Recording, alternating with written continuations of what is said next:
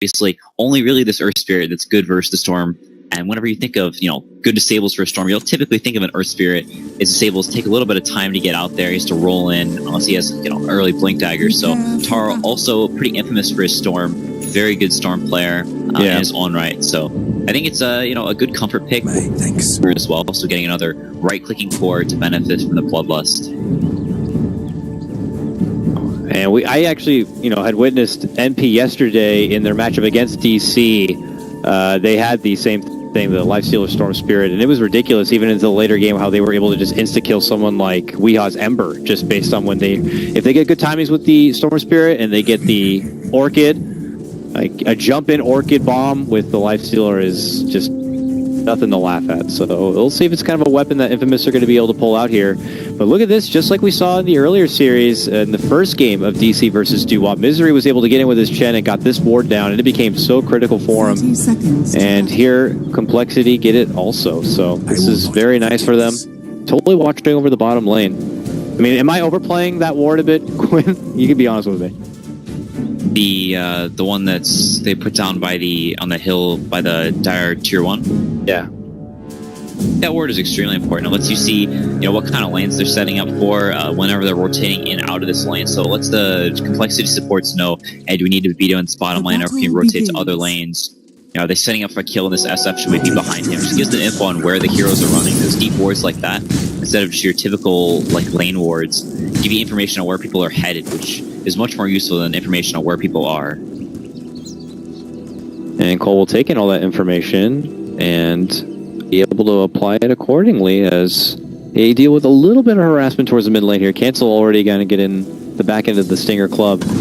Stinger in full force now, just looking to kind of keep Cancel in check. This is going to hurt quite a bit, but Z-Freak is not going to assist this in the mid lane. It looks like he's going to take his attention towards the bottom lane, and they're going to try to make an early impression on this Axe. We'll have to see how easily this can happen or not. But Swindle's here, hasn't leveled up a spell yet, but here they're going to make the go. Rolling Boulder with block can help. He has to cut all the way back. This is going to be like a full duration Blade Fury, and it will easily get the job done. Z-Freak will pick up the last hit and the first blood too.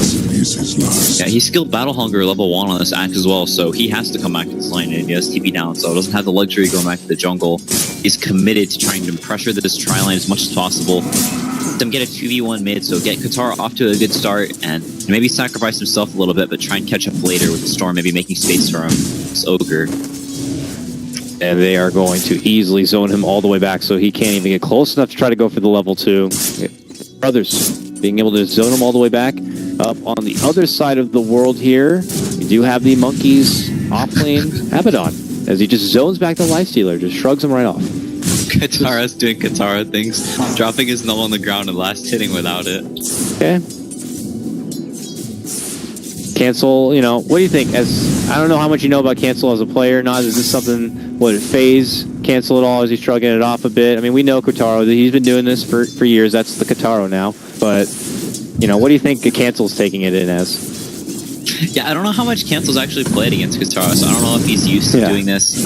He's not playing the SF on Kataro, so not able to do the SF taunt, so not the most annoying thing in the world. Oh, look at this! He's going to be able to make his move in, gets the pullback for Cancel. Not able to get the finish, so he goes for the salve. Selfish. But, Taro really feeling himself here in the mid lane a bit. And I'm curious to see if Cancel's going to be able to kind of make sure he keeps his mentality in check. But Stinger's right on his corner, too. They're just pressuring the Shadow Fiend as much as possible. Z-Freak going to step away from the bottom lane now, so it looks like he's looking to help out his mid laner a little bit. Yeah, gets the Electric Vortex to level 3, actually, so really trying to style on Cancel. Really kills. Here comes some help. Z-Freak looks to step in, but Cancel's trapped inside with the illusions, and he's going to get beaten down. Z-Freak trying to go for a return kill, but that's the very fat and takey Ogre. Level 1 spell like that Boulder Smash is not going to be good enough, so good takedown there for Infamous, taking it and evening things up. Yeah, and like we talked about earlier, Kira, running down into this bottom lane, getting the Battle Hunger early on. Both the supports coming there, and they do get the first blood, but Cancel way behind on CS. Katara up to 17. Okay. Only in 3 now, but well, now they're going to be able to get some. I mean, This is what you would typically see from your Earth Spirit maybe at the start of the game, but he'll wait a little bit and now be able to take it to the Storm Spirit. Until that Storm gets level 6, he's going to have a hard time dodging stuff like that. So they take it right back to him, and this is going to help out Cancel quite a bit. Yeah, was it only 1 or 2 souls, now up to 18, so going to be basically even in this last hitting battle, even with the early advantage the Storm got. Kotaro still trying to push up, kind of flashy, but Stinger smoking in as well, so they really want to keep Cancel down, give Kotaro that early lead and try and let him take over this game, as he can, whenever he is ahead and not in a throwing mood, can be a very, very flashy, dominant player. That is for sure. One we see able to utilize an advantage real nicely. If there's an opportunity to snowball and style, like, he will be there to do it.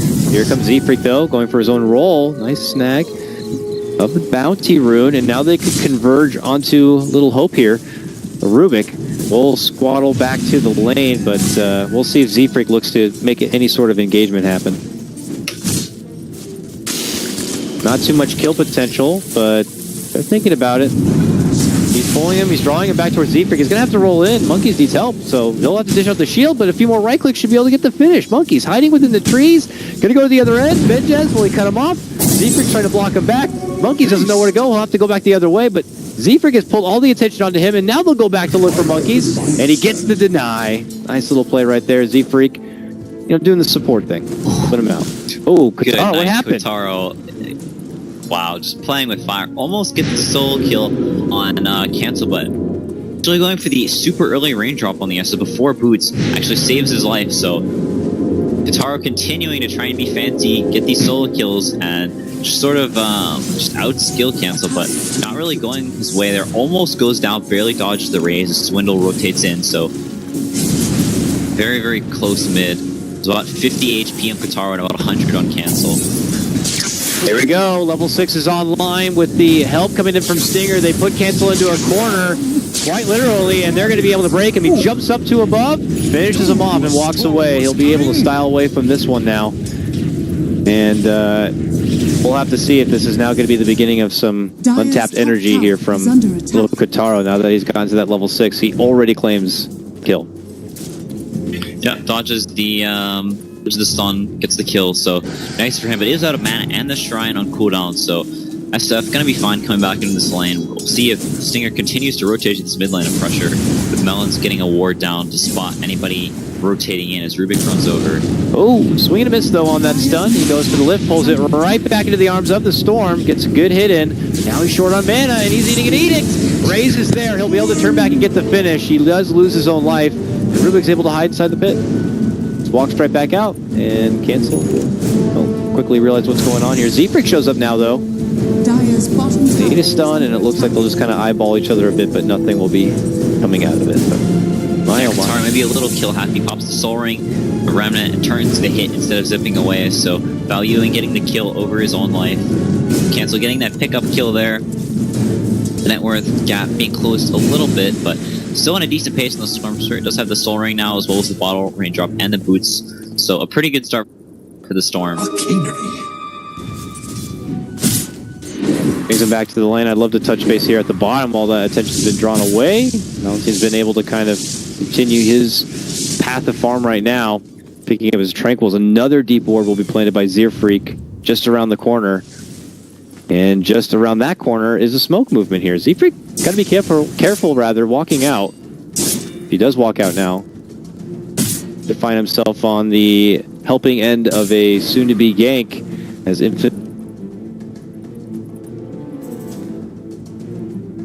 Infamous are on the move. They now spot that Moo's in the lane, and they're going to rotate over. And Moo's committed now. He's going for the Blade Break because he thinks him and Z-Freak are going to have a gank, and they actually might be able to get the axe down. But here comes the troops.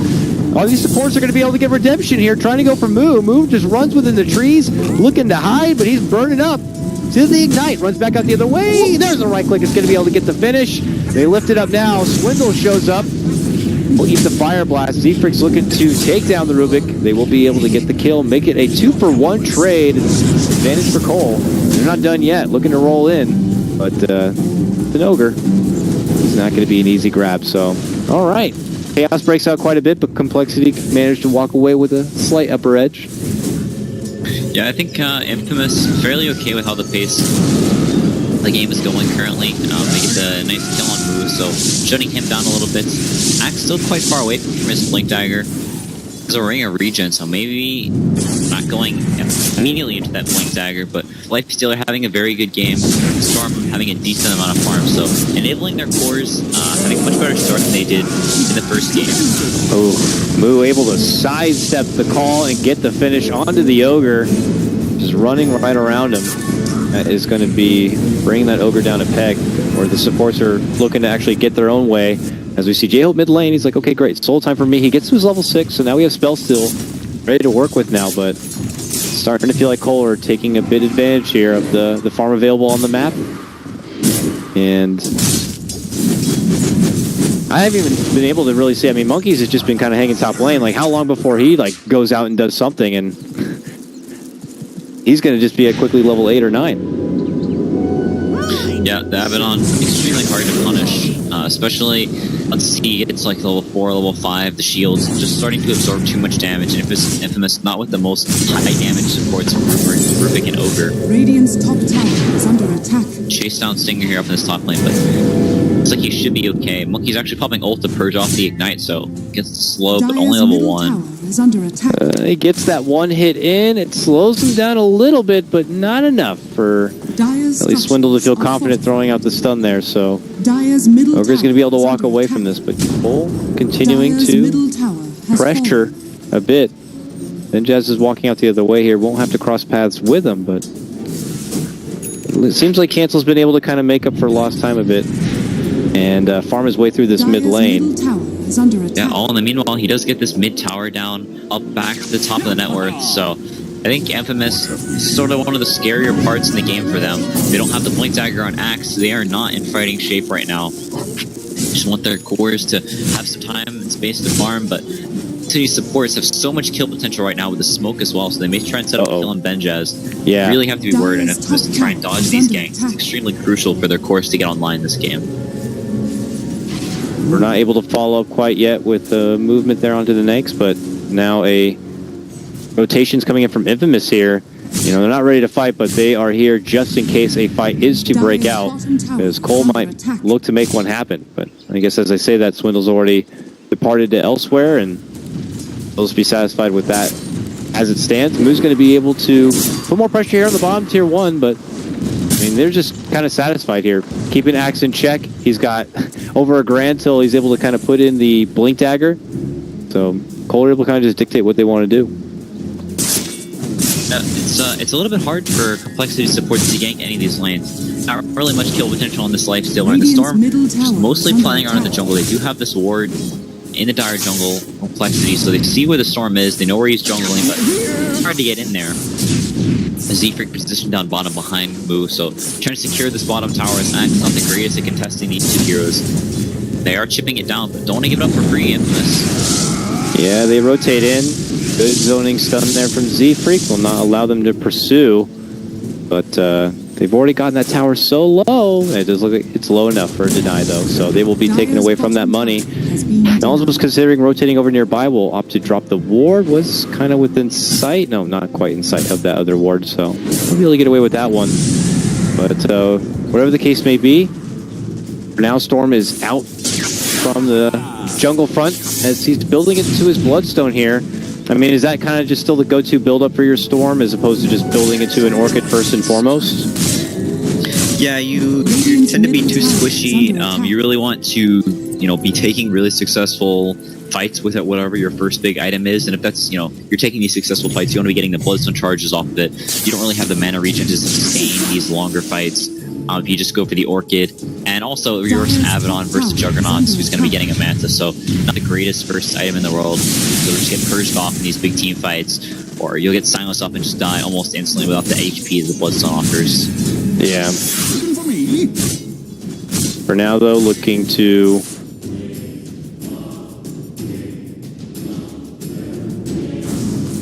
finish off the stone in hand, but I mean, the Monkeys is here now, and this guy had been kind of silently farming his way up in the top lane. Still level 9, getting close to level 10. And another game with that Helm of the Dawn being able to... He's been sporting this net creep as he did in the last game, too. And just kind of able to hold the lane himself. But still, we look to the infamous supports, you know, in a position where they can't really do a whole lot. While we have Z-Freak, a support on the other team, he's doing a whole lot, making his move in, looking to take down the Storm himself, but they're not going to have enough lockdown to stop him from being able to jump back and away here. J-Hope rolls on in, but he dies just as fast as he shows up. The bomb comes out, but it doesn't really make big connection. But as they step back, good call, make connect, but it wasn't a good call. He's going to have to back up and away here, gets netted down, and it's a bit of a scramble for Infamous as they just go on full retreat mode. COL now are the ones looking to make chase. Can't quite get a grab onto anyone, but Infamous put all their attention all the way up in this top lane. Moo doesn't even need to get involved. He's showing up now late to the party. Thinks that at this point they're going to have the upper hand in a fight and they can just move forward with objectives. Yeah, this is exactly what Infamous wanted to avoid, letting Complexity have all their lanes shoved in and just walk down this tower. Infamous not really getting anything off of this as well, not pressuring any of the other towers, not farming on any of their cores. So Complexity very happy with this trade, and Cancel actually going for the mech. So you can see COL know that the Storm and Lifestealer, they can get on, get online, split up the map, and start getting pickoffs, and things could get grim. So look to put the pressure on now as Stinger goes down as well. Yeah, just supports just kind of hanging nearby, just are going to be victim here of the stampede of Complexity now coming in from the north, if you will. And not really a lot for Infamous to be able to hold at this point. Ogre's back now, but they have a mech and so much power rolling for them. It's going to be a little underfarmed of defense from Infamous. They've already locked down their prize core. That's suddenly a Lifestealer out of the game for 30 seconds without a buyback. I mean, this one could be quick as well. A day of 15-minute games as the Tier 3 is already going to be dropped. Complexity looking to round things out, and unfortunately without a blinking axe, without a way to really get in there. Their tanks are being taken apart right now as Stinger's going to be set to fall. It looks like Complexity are going to be able to walk away with a 2-point advantage after the series does conclude. I hate to speak too soon, Quinn.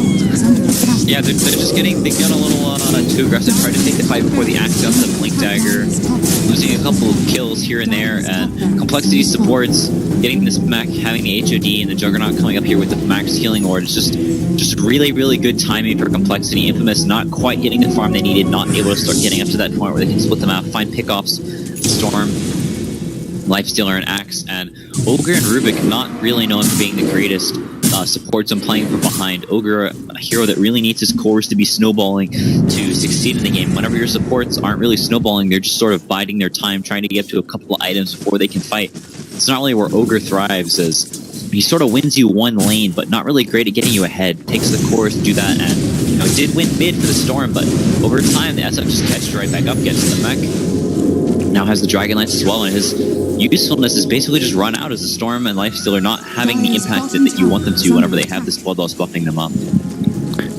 So what led to that kind of a thing? Was it Infamous just like missing their own timing to be able to utilize the laning advantage they made for themselves, or just like is it just did they fall victim to just mistiming because of the trap they put in? Because I know the Storm was kind of ready to start, playing ball, if you will, but he still needed more time, and it looked like he never even had the chance to get there. Is COL just coming online too fast? Is that what it is?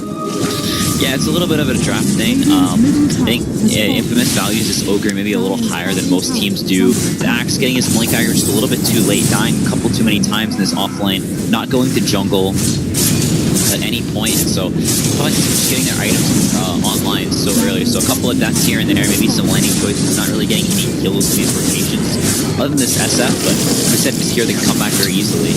Jump in, bomb, they're trying to get the finish on for Z-Freak. The mech will help keep him alive, and he dishes out the Magnetize. His COL will spread their wings and just dish out everything they can to close this one out. As Infamous try to give it one final hurrah, it is not going to lead to success. A jump-in bomb is quickly defused by Complexity here, and they take the series 2-0 and get 2 points. Just like that, man. And it was a fast day of Dota. Holy my God. I think we finished 4 games in 2 hours. Yeah.